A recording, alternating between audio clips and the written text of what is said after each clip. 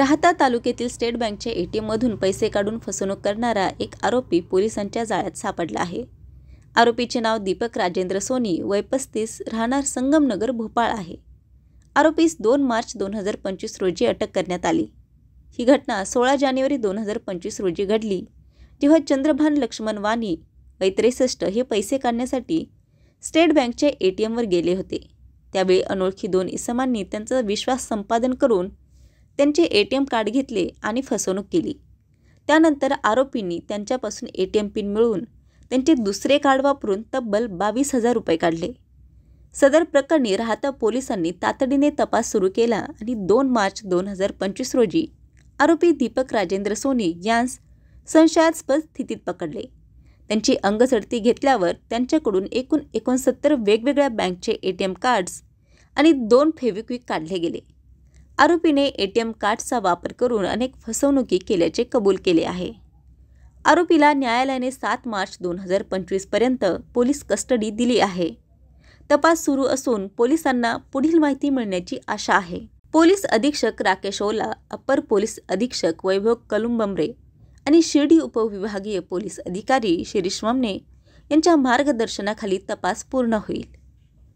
राहता police station इथे दिनांक 16 जानेवारी 2025 रोजी एक स्टेट बँक एटीएम मैड हॉस्पिटल जवळील इथे एक प्रकार घडला होता। या प्रकारामध्ये 2 अनोळखी व्यक्तींनी एटीएममध्ये पैसे काढणाऱ्या गेलेल्या एका व्यक्तीला त्याच्याशी जवळीक वाढवली होती आणि तो एटीएममधून पैसे काढत असताना त्यांनी त्याचे एटीएमचा पिन बघितला होता आणि त्याला आम्ही तुम्हाला पैसे काढून द्यायला मदत करतो असे सांगून त्याच्या कार्डची अदलाबदली केली होती।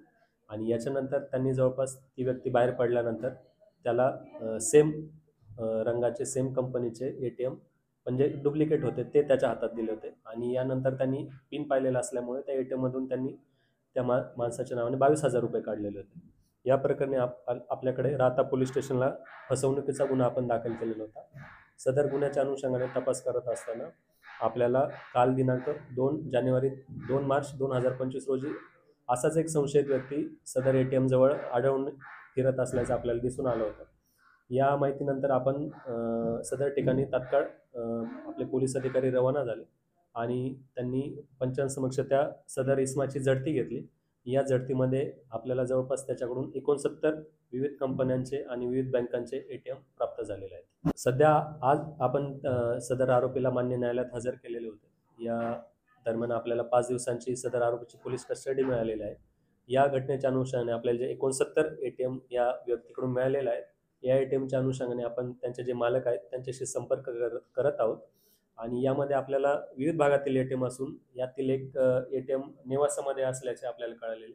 तर त्या नेवासामधील व्यक्तीची देखील जवळपास 70,000ची फसवणूक झालेली होती। तसेच श्रीरामपूरला पण यामध्ये एक गुन्हा दाखल असून यामध्ये श्रीरामपूरच्या पण एका व्यक्तीची फसवणूक झालेली होती।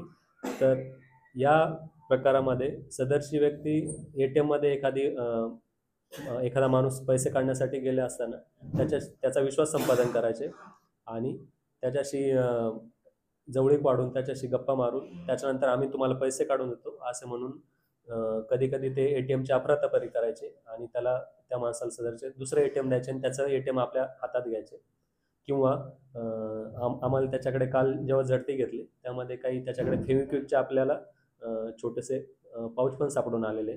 तर या प्रकारात त्याच्याकडे चौकशी केली असता त्याने असं सांगितलं की जे एटीएमचा जो स्लॉट असतो मशीनचा त्याच्यामध्ये तो फेविक्विक टाकायचा आणि जेव्हा सदरची एखादी व्यक्ती त्यानंतर एटीएममध्ये पैसे काढायला येईल तर त्यावेळेस ते व्यक्तीचे एटीएम त्याच्यामध्ये अडकून जायचे आणि खूप सारा प्रयत्न करून ते एटीएम निघत नसल्यामुळे ती व्यक्ती बँकेकडे तक्रार करू म्हणून वगैरे तिथून निघून गेल्यानंतर ते एटीएम एक त्यांच्या पद्धतीने ते त्याच्यातून काढायचे आणि त्याचा वापर ते करत होते अशी आपल्याला माहिती मिळालेली आहे। काल जेव्हा आपण त्याला ताब्यात घेतलं होतं त्यावेळेस तो असंच एखाद्या व्यक्तीला फसवण्याच्या उद्देशाने तो तिथे वावर करताना दिसून आलेला आहे। त्याच्यामुळे त्याच्याकडे आपल्याला फक्त जे एटीएम्स आहेत तर ते एटीएम्स तो आमची जी प्राथमिक तपासात माहिती मिळाली तो सर्व ते एटीएम सोबत ठेवायचा, कारण समोरच्या व्यक्तीकडे कोणते एटीएम असेल त्यानुसार त्याला बदली एटीएम द्यायचे या उद्देशाने त्याच्याकडे ते एटीएम्स आपल्याला मिळून आलेले आहेत। सदरचा जो आरोपी आहे ज्याला आपण ताब्यात घेतलंय त्याचं नाव दीपक राजेंद्र सोनी असून त्याचे वय 35 वर्ष असून